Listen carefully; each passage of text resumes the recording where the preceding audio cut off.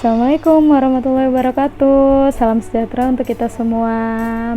Berjumpa lagi bersama Ibu dalam mata pelajaran prakarya dan kewirausahaan. Hari ini Ibu akan membahas lebih lanjut dari materi yang sebelumnya yang sudah kita bahas mengenai bahan baku limbah untuk kerajinan.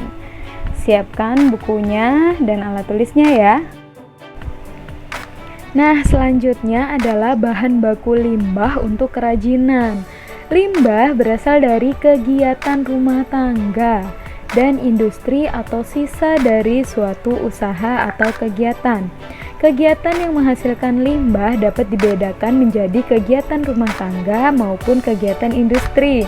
Limbah rumah tangga yaitu contohnya ada kemasan makanan, ada cangkang telur, ada lagi bekas alat rumah tangga, kertas, kardus, pakaian bekas, dan masih banyak lagi. Selanjutnya ada contoh dari limbah industri, ada kayu, kaca, plastik, kain sisa, dan sebagainya. Selanjutnya teknik produksi kerajinan hiasan berbahan dasar limbah.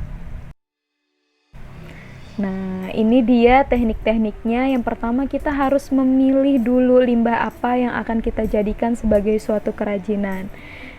Terus kira-kira pembahanannya apa aja atau bahan-bahan untuk mencapai suatu produk kerajinan yang unik dan kreatif ini tuh diperlukan apa saja. Yang ketiga kita harus membuat desain. Kira-kira kita mau buat apa sih? Yang selanjutnya adalah perakitan. Di sini kalian mencoba membentuk, menyusun sehingga limbah tadi atau bahan dasar tadi bisa membentuk suatu kerajinan. Yang kelima adalah finishing ya. Di sini nanti bisa sudah dapat dilihat produk yang kalian hasilkan seperti apa.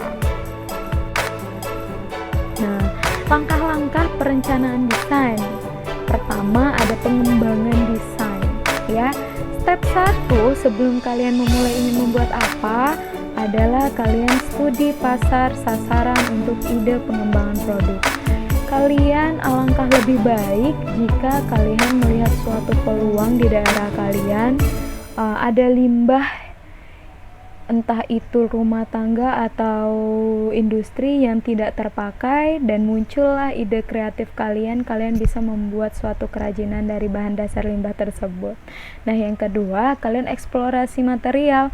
Kira-kira bahannya tuh gampang gak sih ditemui? Bahannya cukup gak kalau buat kerajinan ini? Atau bahannya harganya mahal gak kalau kita beli? Jadi seperti itu. Yang terakhir adalah proses merespon lingkungan. Nah, proses merespon lingkungan ini misalnya kalian akan membuat kerajinan kincir angin. Kalian harus menaruh dulu, mencoba produk kalian dulu, diangin-anginkan, dibawa keluar apakah kincirnya itu akan muter atau tidak. Jadi harus dicoba bagaimana respon dari produk kalian. Nah, seperti contohnya perancangan proses produksi yang Ibu contohkan adalah produksi gantungan kunci dari bahan dasar kulit jagung. Di sini ada pembahanan, pembentukan, perakitan, dan finishing. Yang pertama dari bahan kita menyiapkan warna, pencelup warna merah, warna biru, lalu ada penjemuran. Setelah itu ada dipilih, digunting, diikat, lalu ditempel dengan lem dan pemasangan gantungan logam. Jadi sampai dari bahan sampai finishing. Nah, sekarang kita akan mencoba menghitung biaya produksi. Apa sih biaya produksi? Biaya produksi yaitu adalah biaya yang kita keluarkan untuk semua bahan baku, tenaga kerja, dan biaya-biaya lainnya. Unsurnya ada 3. Yang pertama, biaya bahan baku.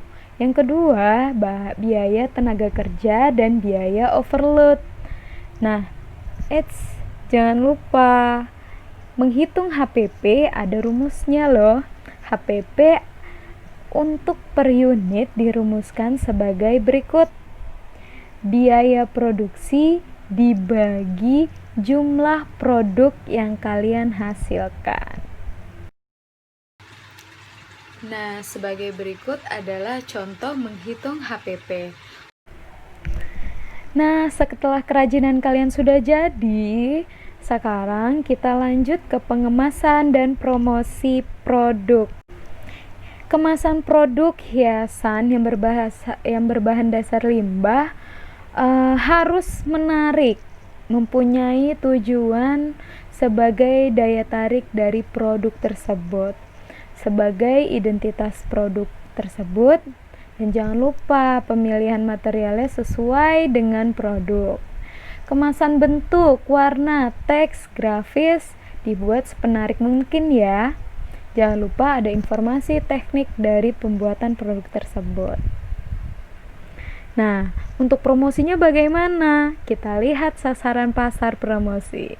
Kalian bisa kok mengadakan kegiatan langsung atau berupa pameran, ikut-ikut dalam ajang pameran sekaligus untuk menawarkan barang atau produk hiasan kalian buat. Selanjutnya, kalian bisa juga mempromosikan lewat poster, iklan, media sosial, radio, dan sebagainya. Sampai sini dulu perjumpaan kita hari ini, dan materi selanjutnya akan Ibu bahas di pertemuan kita minggu depan. Sampai bertemu.